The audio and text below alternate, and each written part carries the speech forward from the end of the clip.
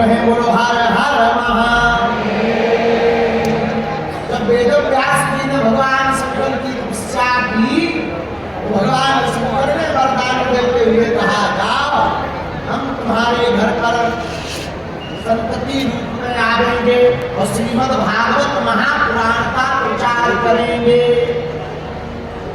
कल जब श्रीमद् भागवत महापुराण की कथा में रचना हो गई तो श्री व्यास जी के मन में विचार आया इसका प्रचार कौन करेगा।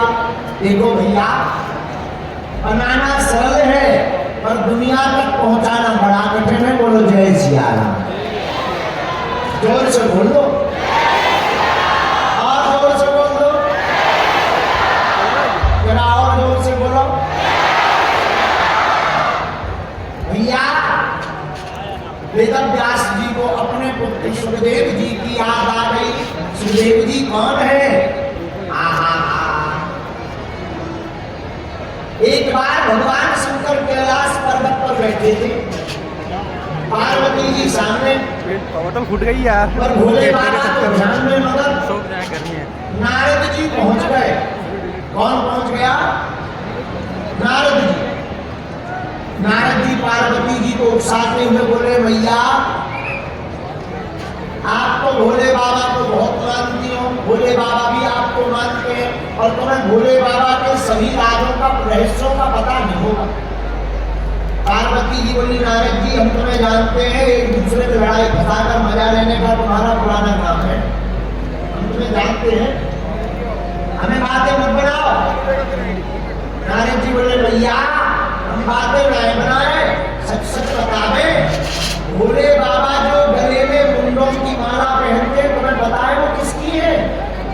पार्वती जी बोली हमें पता नहीं है। नारद जी बोले तुम्हें तो ये भी पता नहीं होगा कि भस्म किसकी रामायण।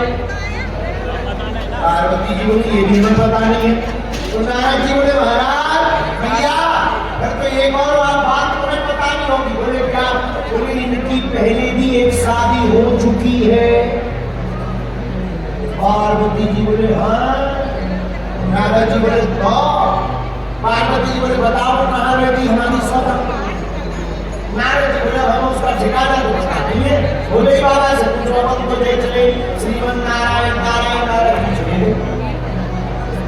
अब तो पार्वती जी के दिमाग में वही बात है और कोई भी धर्मपत्नी कोई भी हो सौगन की बात आ जाए आग लग जाती है। बोलो सीताराम। जोर से बोलो चाहे कोई मजाक में नहीं कहते आग लग जाए। बोलो जय हनुमान जी की। पार्वती जी बेटी के अब जागने को भोले बाबा को भी मजा लेते हैं। अब भोले बाबा जागे समाधि से राम राम राम राम राम सीताराम सीताराम सीताराम। पार्वती जी बोली हमारी सौगन से करो सीताराम, हमसे मत करो। भोले बाबा बोले क्या बात है देवी जी, आज तो उठते ही ना प्रणाम ना आरती ना बंधन, सीधा सा उल्टा सीधा प्रवचन मंगलाचरण हो रहा है, क्या बात है? पार्वती जी बोली हमें बात ही नहीं करनी, जब तुम पहली शादी कर चुके तो हमें बताया क्यों नहीं आता? भोले बाबा ने कहा ये कौन सी खाज फंस गई? भोले बाबा बोले देवी जी बात बताओ नारद जी तो नहीं आए थे? पार्वती जी धीरे से हिला के बोली हाँ आए तो थे। शंकर जी बोले तब तो कुशल है, बातों से काम चल रहा है। ये जहां भी आते हैं सीधा लट्ठी उठवा देते हैं। बोलो जय हनुमान जी की। क्या हो गया?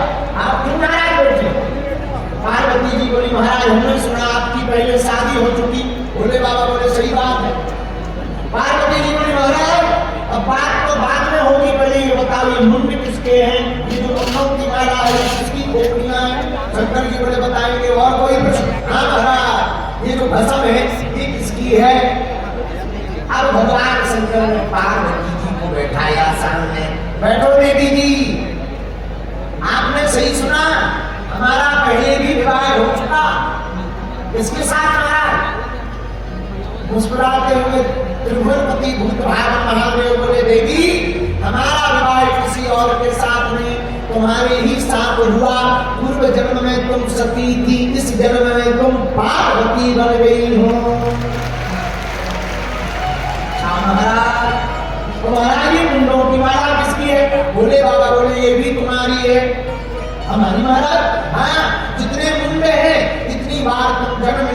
शरीर त्याग चुकी, हम तुमसे इतना प्रेम करते कि जब भी तुम शरीर त्यागती हो तुम्हारे मुंडों की माला बनाकर हम अपने हृदय के पास सदा रखते हैं। पार्वती जी बोले महाराज रुकियो रुकियो रुकियो रुकियो रुकियो, केवल हम ही भर गए, आप एक भी बार आए नहीं गए? क्या हम ही भर गए, आप एक भी बार नहीं गए? बोले बाबा बोले देवी जी हमने अमर कथा को सुन रखा है, और जो अमर कथा को सुन लेता है वो फिर अमर हो जाता, मरता नहीं है। पार्वती जी बोली महाराज वो जो भी कथा जड़ी बूटी हो हमें और खिलाए दो, और लखनऊ में पड़े बार बार, कम से कम अगली बार ये सबको पैदा नहीं होगा। बोलो जय बजरंगबली। अच्छा और तीसरी बात बताई महाराज ये भस्म किसकी है? बोले बाबा बोले दो लोगों की। कौन कौन की? एक बोले जब तुम शरीर त्यागती हो तो हम तुमसे इतना प्रेम करते कि तुम्हारी देह जब भस्मीभूत हो जाती तो उसी भस्म में हम लोट में रखते हैं। और दूसरा राम भक्तों की भस्म हम अपने तन पर लगाते हैं। महाराज बाबा अब बातें मत बनाओ, हम इतने बार चले गए, आप एक भी बार नहीं गए, वो बूटी हमें भी खवाओ। बोले बाबा बोले वो खवाई नहीं जाती, सुनाई जाती है, पिलाई जाती है। महाराज पिलाओ, अभी बर्तन ला रहे हैं। नहीं नहीं नहीं, बर्तन से नहीं पिलाई जाती, फिर कानों से पीना पड़ता है। अच्छा महाराज कानों से कौन सी बूटी? अरे भैया बोले बाबा बोले देवी जी वो कोई और बूटी नहीं है, राम कथा ही अमर कथा है, कृष्ण कथा ही अमर कथा है। जो भी इस कथा को भाव पूर्वक सुनेगा, सिद्धांत पूर्वक सुनेगा भैया वह मौत से परे हो जाएगा, मौत उसका बाल माता नहीं करेगी, वह उसका तन जरूर मर जाएगा पर आत्मा को कोई नहीं मार सकता है। महाराज हमें भी वो कथा का स्मरण कराओ। भोले बाबा ने डमरू बजाई, जितने भी पशु पक्षी थे सब कैलाश पर्वत के भाग में, लेकिन एक छोटा सा तोता उसी बरगद के पेड़ के ऊपर थे, वो भाग नहीं पाया, छोटा था। भोले बाबा ने कथा सुनाई, पर कथा होते के बीच में बाप उठे अपनाए, या सोवे या लड़ पड़े या उठ के भग जाए। कथा के बीच में खतरा होता है, पूछो क्या?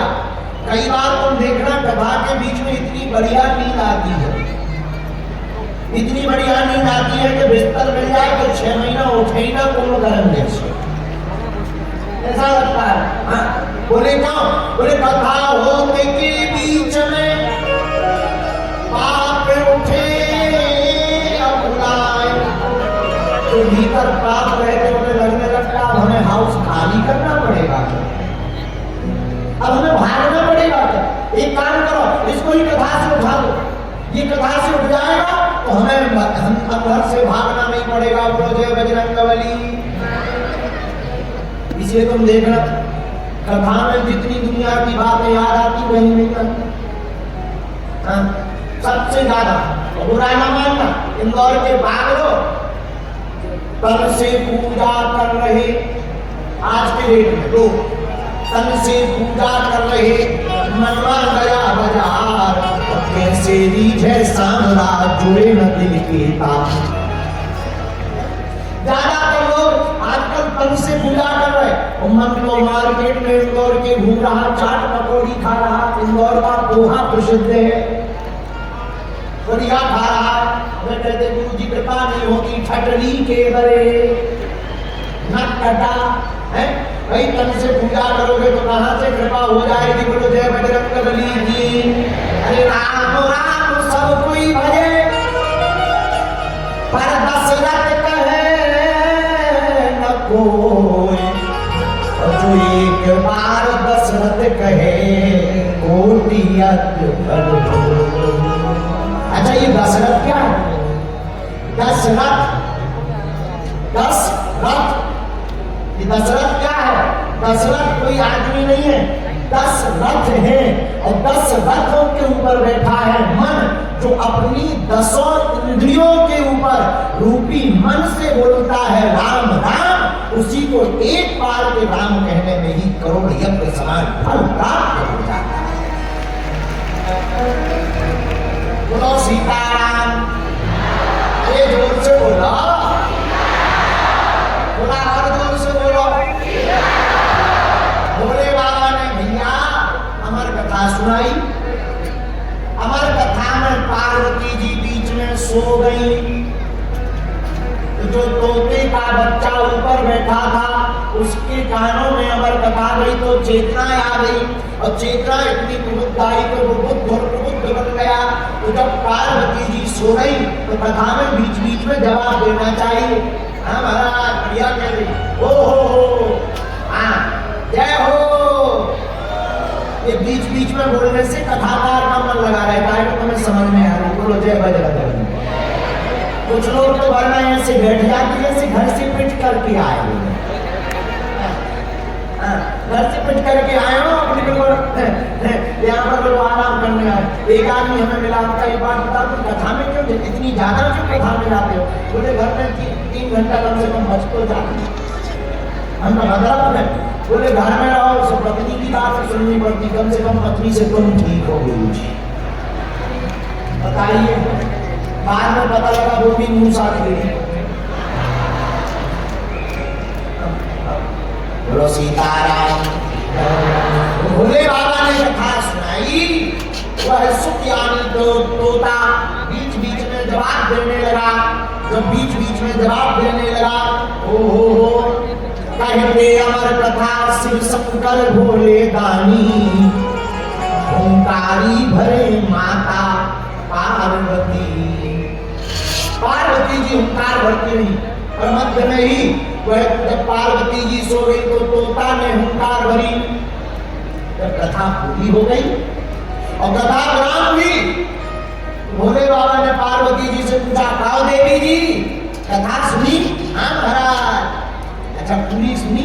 हाँ महाराज। सुनाओ, हमने क्या क्या सुनाया? जहां तक उन्होंने सुनी थी सो तो पार्वती जी ने बढ़िया सुना दी, जहां से सो गई थी वहां से ही वो भोपाल सागर के रास्ते चलने लगी।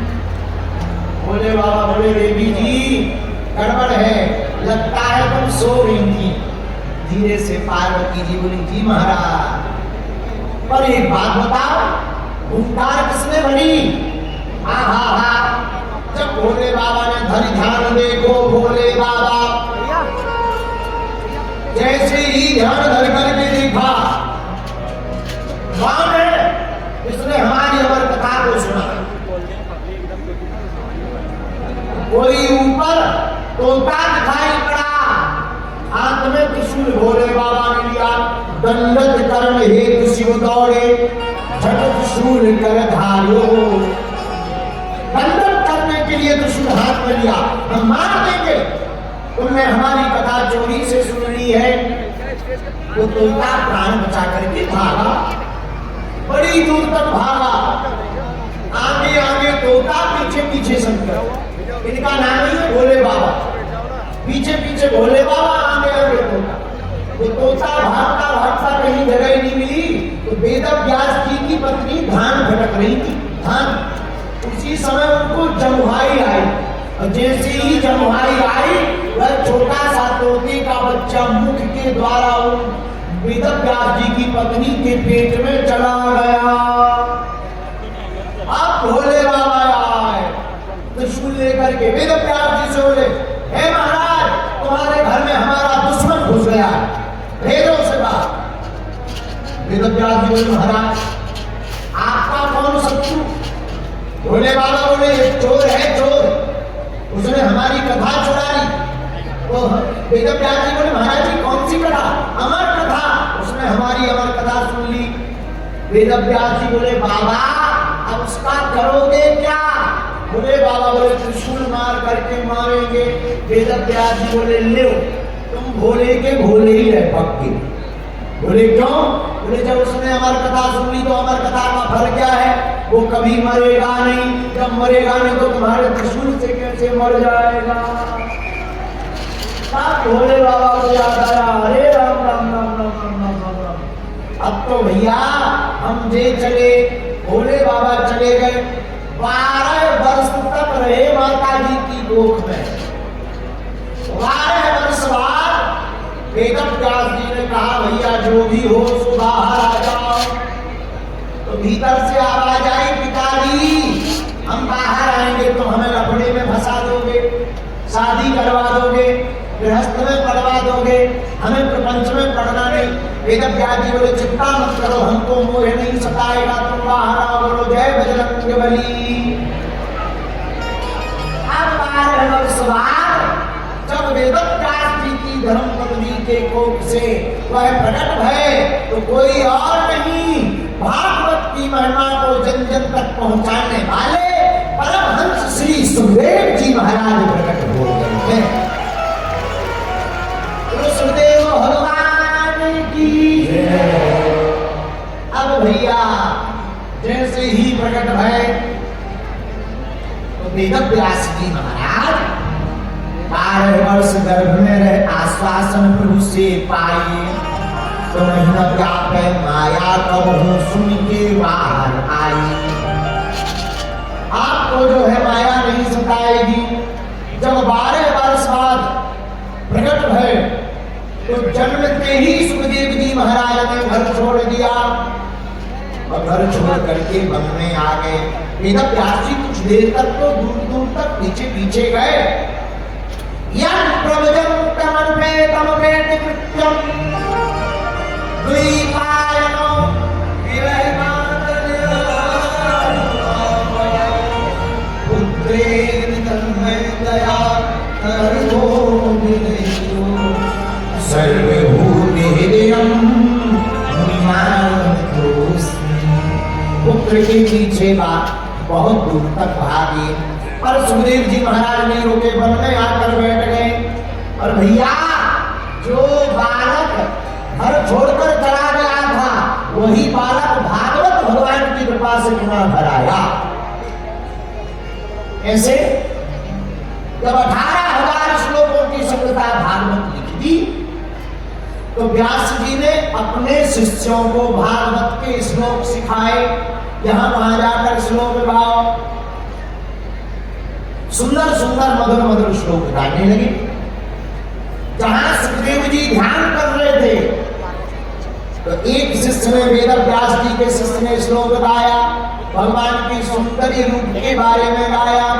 बरहापीडं नटवरवपु कर्णयो कर्णिकारं बिभ्रतवासः कनिकभृशं वैजयन्तीं समानाम् रंध्रानुवेणोरधरसुधया पूरयन् गोपवृन्दे वृन्दारण्यं स्वपदरमणं नाविशदगीतिकी। मधुर मधुर श्लोकों का भान श्री सुखदेव जी के सम्मुख वेदव्यास जी के शिष्य ने गाया। क्या कहा? बोले बरहापीडं नटवरवपु।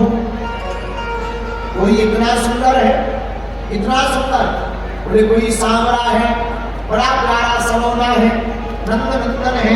भैया उनके स्वरूप का पहना पीला पीतांबर पहन रखा है, सुनहरी कोर है जिस पीतांबर की बिजली सी चमक रही है, धारण किए हुए पीतांबर है, गले में काली कामरिया बांधे हुए हैं, सिर पर मयूर पंख लगाए हुए हैं, कानों में मकरा पट्टी के कुंडल धारण किए हुए हैं, गले में वैजयंती माला धारण किए हुए हैं। श्रीधाम वृंदावन में यमुना के किनारे कदम्ब के वृक्ष के नीचे ठाकुर जी खड़े हुए हैं, 3 जगह से टेढ़े हैं, हाथ में बांसुरी लिए हुए हैं, बांसुरी की मधुर मधुर तान को सुना रहे हैं। जब ठाकुर जी के इस रूप के श्लोक को सुना, सोई राग वेदव्यास जी महाराज के शिष्य ने गाया, सोई सुखदेव जी महाराज के चित्त में है भाव प्रकट हो गया। अरे भैया कोई इतना सुंदर है, इतना सुंदर। लेकिन सुखदेव जी ने सोचा कोई सुंदर हो पर स्वभाव बढ़िया ना हो, तो सुंदरता किसी काम की नहीं है। बोलो सीताराम। ऐसे समझो